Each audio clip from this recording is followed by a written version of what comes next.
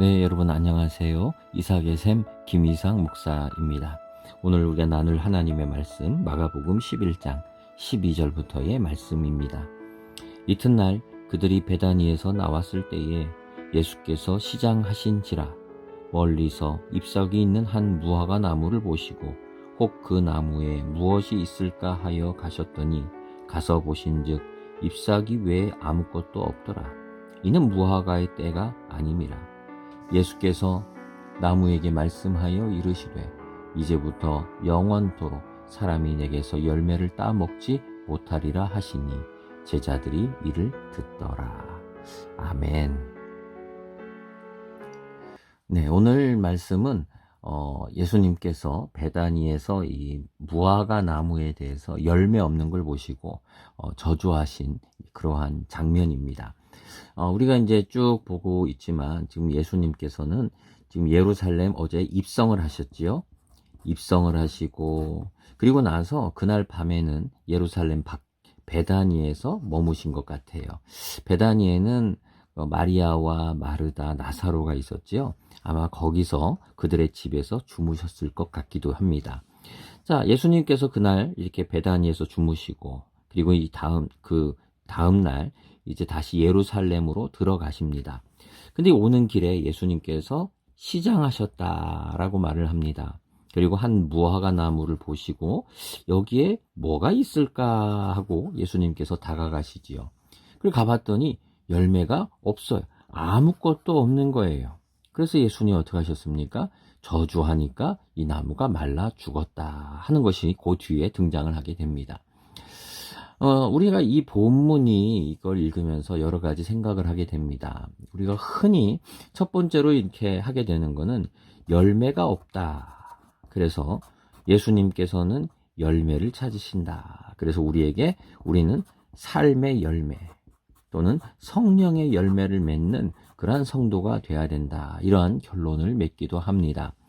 그런데 이렇게만 맺기에는 조금 문제가 있지요. 왜 그러냐 하면은 지금 이 나무에 대해서 13절에 뭐라고 그랬느냐? 아무것도 없었어요. 왜? 이는 무화과의 때가 아니다. 지금 무슨 말입니까? 열매 열릴 때가 아니라는 거예요. 만약에 우리가 여기서 열매를 우리가 맺어야 된다라는 그러한 결론을 갖게 되면 이 무화과로서 너무나 억울한 거예요. 왜요? 열매 맺을 때가 아닌데 지금 가을철이 아닌데 지금 여름철에 만약에 열매를 찾는다. 그럼 너무 억울한 거잖아요. 또 그것 때문에 이 나무가 말라 죽는다. 너무 억울한 얘기잖아요. 우리는 이 본문을 읽으면서 도대체 예수님이 왜 이러셨을까라고 하는 생각을 하게 됩니다. 우리는 이 성경을 읽을 때 예수님께서 이 본문을 왜 기록을 하셨을까요? 예수님이 배고픈데 먹을 게 없어서 화가 나셨다. 그 얘기일까요? 아니지요. 예수님께서 지금 이 예루살렘 성에서 마지막 십자가를 앞두고 그리고 이 본문을 기록한 데는 이유가 있는 거예요. 의미가 이 안에 들어있는 거지요. 자, 우리는 그 이야기를 저희들이 보려고 그럽니다. 여기서 우리는 이걸 구별을 해야 됩니다. 사람의 때가 있고요. 그리고 예수님의 때가 있습니다. 우리는 때가 다 달라요. 사람의 시간과 예수님의 시간은 달라요. 자, 한번 볼까요?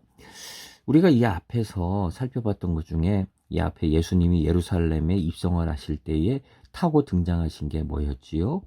나귀였습니다. 근데 그 나귀가 새끼였지요. 예수님께서 나귀 새끼를 타고 입성을 하셨습니다. 근데 굉장히 부적절했지요. 왜 부적절했습니까? 일단 어렸어요. 어리고 그리고 사람을 태워 본 적이 없어요. 경험도 없어요. 그러니까 사람을 태워 본 적도 없기 때문에 예수님이 타시면 놀래가지고 뒤집어질 수도 있는 거예요. 안 좋아요. 근데 예수님께서 쓰시겠대요. 그래서 어떻게 했습니까? 예수님이 쓰시겠다 하라 그러자 내주었다. 주님 사용해 주십시오 하고 주님께 드리는 장면이 등장을 했었습니다. 준비가 안 돼 있어요. 적절하지 않아요. 근데도 예수님이 쓰신다 하니까 드렸어요. 자, 지금 이 나귀에게는 때가 아니죠. 때가 아님에도 불구하고 예수님께서 내가 쓰겠다라고 하며 예수님이 사용하셨어요. 동일하게 여기서도 지금 무화과가 등장합니다. 이 무화과 나무, 지금 무화과 나무는 때가 아니에요. 자기의 열매를 맺을 수 있는 그러한 때가 아니다라고 얘기를 했어요. 그런데 이 때가 아님에도 불구하고 예수님께서는 이 나무의 열매를 찾으셨다는 거예요. 우리는 이것을 뭐라고 그러느냐? 이거를 신학에서는 종말론적 때라고 말합니다. 종말론적 때라고 하는 것은 무엇이냐면은 혹시 들어보셨는지 모르겠는데 카이로스라고 부르기도 합니다. 이건 뭐냐면은 예수님의 그 때가 있다는 거예요. 이거는 사람의 시간하고 틀려요. 사람의 시간은 1월부터 6월, 12월까지 12시부터 24시까지 이렇게 시간이 돌아가는 거지만 예수님의 때는 다르죠. 아무리 사람이 볼 때 나는 하고 싶어요 그래도 예수님이 보실 때 아니다 그러면 못하는 거예요. 사람이 나 하기 싫어요 그래도 예수님께서 해라 그러면 해야 되는 거예요. 나귀 새끼가 나는 준비 안 돼 있어요. 나는 경험이 없어요. 나는 어려요 라고 하지만 주님이 쓰시겠다 하니까 사용해야 되는 거예요. 무화과 나무도 마찬가지예요. 자기는 준비가 안 돼 있어요. 때가 아니에요. 근데 주님이 쓰시겠다는 거예요. 종말론이라는 것은 바로 그런 거예요. 우리 사람이 볼 때는 때가 아니에요. 나는 준비가 안 돼 있어요. 우리는 준비가 안 돼 있어요. 근데 예수님은 도적같이 임하신다는 거죠. 그래서 이 무화과 나무를 얘기하시고 나서 그 다음에 성전에 들어가시죠. 그리고 성전을 청소하시는 장면이 등장합니다. 이것도 동일하지요. 이거를 예언자적 행동이라고 그래요. 이것도 사람들 준비되어 있지 않지요. 내가 성전을 깨끗하게 준비 못했습니다. 성전을 지금 내가 질서 있게 못해놨습니다. 예수님 오지 마세요. 아니지요. 예수님은 그런 것과 사람의 때와 관계없이 사람의 시간표와 관계없이 예수님의 시간표를 따라 오셨고 그리고 종말론적으로 예수님께서는 심판하고 청소하신 거지요. 이게 바로 예수님의 시간이에요. 오늘 우리가 여기서 이 성경 무화과 나무 이야기를 왜 썼느냐? 바로 이거예요. 예수님은요, 예수님의 시간이 있어요.